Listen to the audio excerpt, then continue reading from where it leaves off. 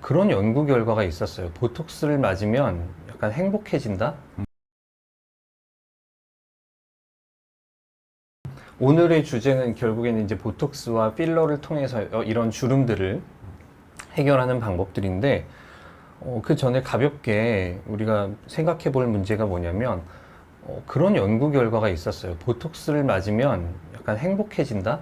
이런 연구 결과가 있었습니다. 이게 어떻게 보면은 되게 무슨 보톡스 광고 같은 이야기이고 이야기처럼 들리고 이게 무슨 생뚱맞은 소리인가 이렇게 생각해 볼 수 있는데, 이 안면 피드백 이론이라는 게 있더라고요. 그래서 우리가 우리가 감정이 있을 때, 어떤 기쁘거나 슬프거나 이런 감정이 있을 때 이게 표정을 통해서 익스프레션이 되는 건데, 오히려 이제 반대로 이 표정이 또 우리의 감정에 반대로 또 영향을 준다는 거죠. 이게 바로 네, 안면 피드백 이론인데, 그래서 예를 들면 우리가 웃는 표정을 지으면 자연스럽게 웃으면 더 행복해지는 거죠. 그러니까 우리가 기뻐서 웃음을 짓기도 하지만 웃음을 짓기 때문에 더 기뻐지는 이런 거. 네, 맞습니다. 그리고 또 우리가 막 짜증이 나니까 막 찡그리고 뭐 안 좋은 표정을 짓지만 그 표정 때문에 또 기분이 더 안 좋아지는, 이런 게 이제 안면 피드백 이론이라고 하더라고요.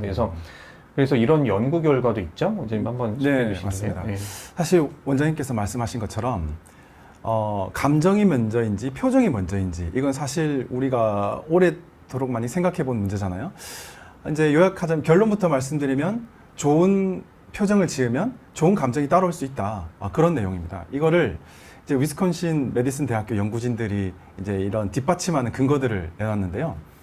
이제 보톡스로 얼굴 표정이 이제 찌푸리는 것들을 이제 어느 정도 조절한 그런 대상자들을 해서 이제 좀 슬프거나 화가 나는 글들을 읽게 했습니다. 그렇게 했는데, 이런 부정적인 내용을 이해하는데 일반적으로 보톡스를 맞지 않은 사람들에 비해서 이해하는데 시간이 좀 더 많이 걸리고, 이런 내용들에 대해서 조금 공감대가 좀 떨어진다고 할까요? 그런 결과들이 도출돼 가지고 이제 이 연구진들이 결론을 내리기를, 이거는 그러면 우리가 표정에 따라서 감정이 영향을 받는다, 그런 내용이었습니다.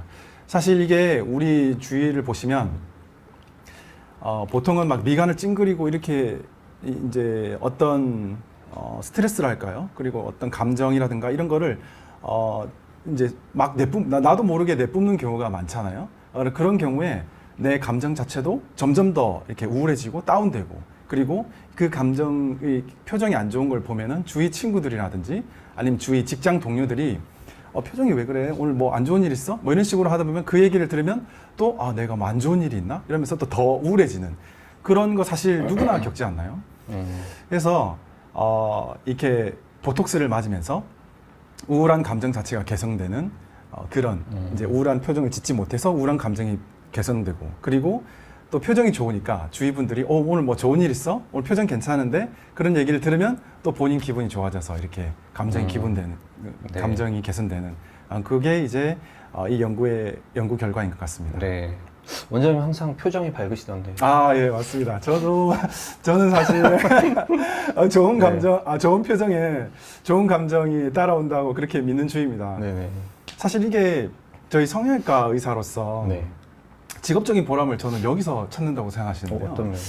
약간 우리가 성형외과 의사가 이제 어떤 많은 성형 수술이 있잖아요. 뭐 보톡스나 필러뿐만이 아니라 그런 성형 수술을 했을 때 환자들이 이제 한 달, 두 달 완전히 회복하고 나서 온 이후에 제가 표정이 좋아졌다는 얘기를 많이 들었다.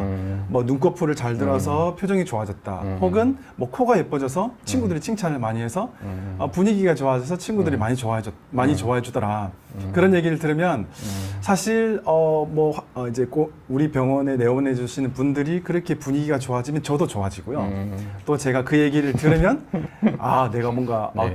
다행히 좋은 일을 하고 있구나, 그런 식으로 직업적인 그렇죠. 보람도 또 찾는 것 같습니다. 맞습니다. 네. 네. 맞습니다. 저도 그런 얘기 들으면은 이제 기분이 좋죠. 네, 맞습니다.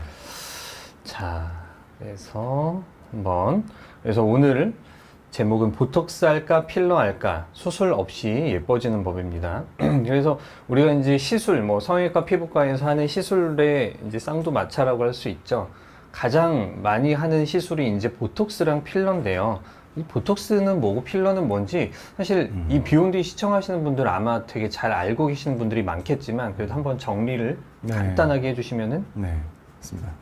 보톡스는 아무래도 보톡스와 필러 일단 이 두 개 자체가 우리 피부의 주름 개선과 많은 연관이 있는 겁니다. 근데 보톡스가 뭔지 필러가 뭔지 대충 얼굴에 주사를 놓긴 하는데 정확하게 구분을 잘 못하시는 분들도 많으시더라고요.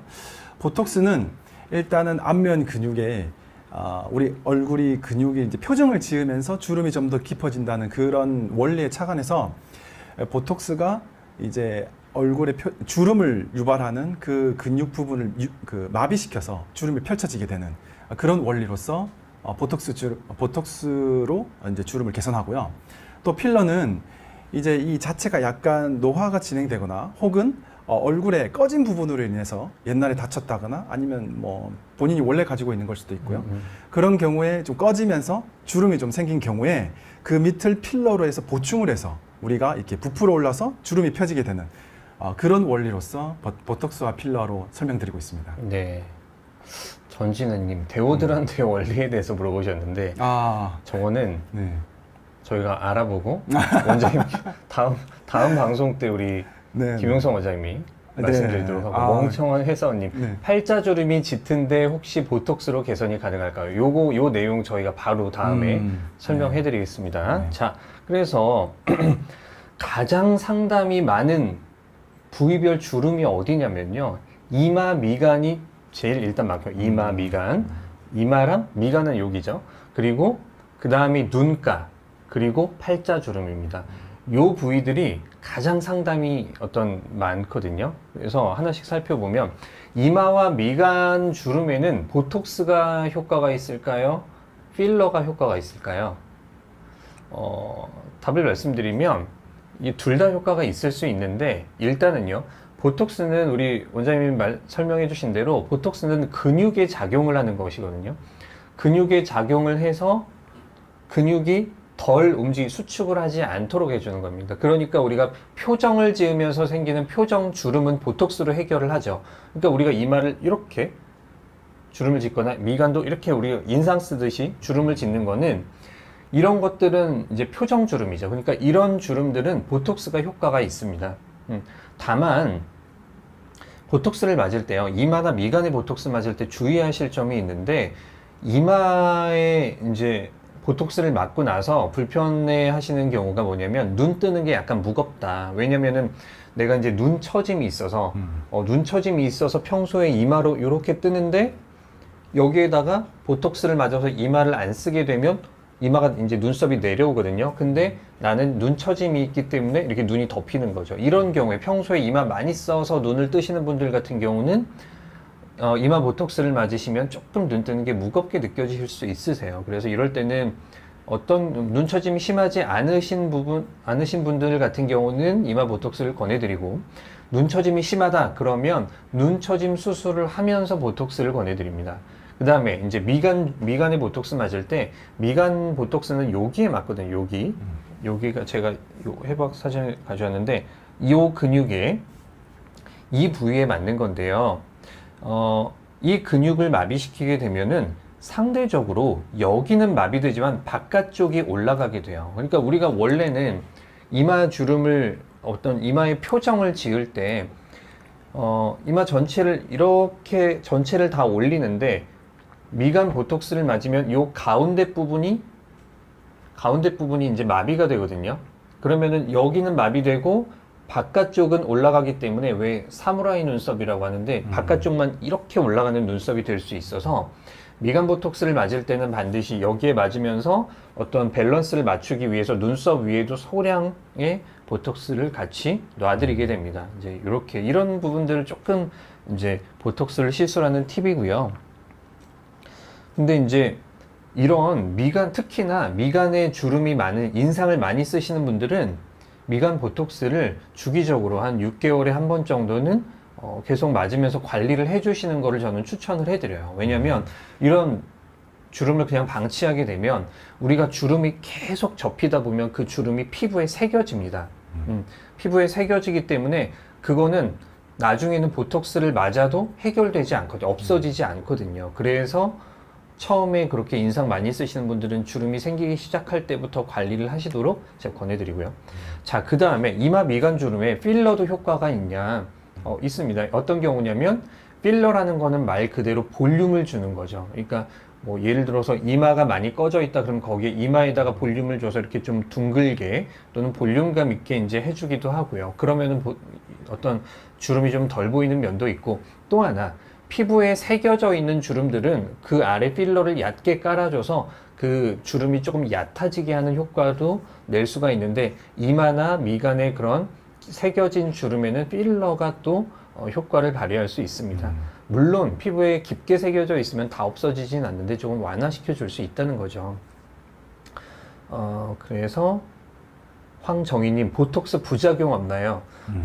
보톡스 부작용은 말씀드린 대로 이게 보톡스를 맞았을 때 그 근육을 마비시키는 거니까 표정이 조금 부자연스러워질 수 있다든지 그럴 수 있고요. 뭐 그래서 그런 것들을 잘 주의해서 이제 시술을 저희가 해드리는 거고, 뭐 그런 거고. 행복한 거님, 눈 처짐 수술이 뭔가요? 쌍꺼풀 수술인가요?